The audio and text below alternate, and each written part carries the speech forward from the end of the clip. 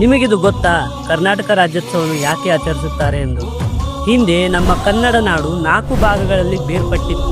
ಮೈಸೂರು ಕರ್ನಾಟಕ, ಮದ್ರಾಸ್ ಕರ್ನಾಟಕ, ಮುಂಬೈ ಕರ್ನಾಟಕ ಮತ್ತು ಹೈದರಾಬಾದ್ ಕರ್ನಾಟಕ. ಬ್ರಿಟಿಷರ ಕಾಲದಲ್ಲಿ ದಕ್ಷಿಣ ಭಾರತವು ವಿವಿಧ ರಾಜ್ಯಗಳಾಗಿ ವಿವಿಧ ಪ್ರಾಂತ್ಯಗಳಾಗಿ ಬೇರ್ಪಟ್ಟಿತ್ತು. 1950ರಲ್ಲಿ ಭಾರತವು ಗಣರಾಜ್ಯವಾಯಿತು. ನಂತರ ಭಾಷೆಯ ಆಧಾರದ ಮೇಲೆ ರಾಜ್ಯಗಳು ರಚನೆಗೊಂಡವು. 1956ರ ನವೆಂಬರ್ 1ರಂದು ಮದ್ರಾಸ್, ಮುಂಬೈ ಮತ್ತು ಹೈದರಾಬಾದ್ ಪ್ರಾಂತ್ಯಗಳ ಕನ್ನಡ ಮಾತನಾಡುವ ಪ್ರದೇಶಗಳನ್ನು ಸೇರಿಸಿ ಮೈಸೂರು ಎಂದು ಹೆಸರಿಡಲಾಯಿತು. ಇದರಲ್ಲಿ ಉತ್ತರ ಕರ್ನಾಟಕ, ಹಳೆ ಮೈಸೂರು ಮತ್ತು ಮಲೆನಾಡು ವಿವಿಧ ಭಾಗಗಳಾಗಿದ್ದವು. ಅದನಂತರ 1973ರಲ್ಲಿ ಕರ್ನಾಟಕದ ಮುಖ್ಯಮಂತ್ರಿಯಾಗಿದ್ದಂತಹ ಶ್ರೀ ದೇವರಾಜ ಅರಸು ಅವರು ಕರ್ನಾಟಕ ಎಂದು ಮರುನಾಮಕರಿಸಲಾಯಿತು. ನಮ್ಮ ಭಾಷೆ ಮತ್ತು ನಮ್ಮ ಸಂಸ್ಕೃತಿಯನ್ನು ಉಳಿಸಿಕೊಳ್ಳುವುದಕ್ಕಾಗಿ ಶಿವರಾಮ್ ಕಾರಂತ್, ಕುವೆಂಪು, ಮಾಸ್ತಿ ವೆಂಕಟೇಶ್ ಅಯ್ಯಂಗಾರ್ ಹಾಗೂ ದ.ರಾ. ಬೇಂದ್ರೆ ಮುಂತಾದವರು ಕರ್ನಾಟಕದ ಏಕೀಕರಣಕ್ಕಾಗಿ ಹೋರಾಡಿದವರು. ಇಂದು ಕನ್ನಡ ರಾಜ್ಯೋತ್ಸವ ನಮ್ಮ ಒಗ್ಗಟ್ಟು,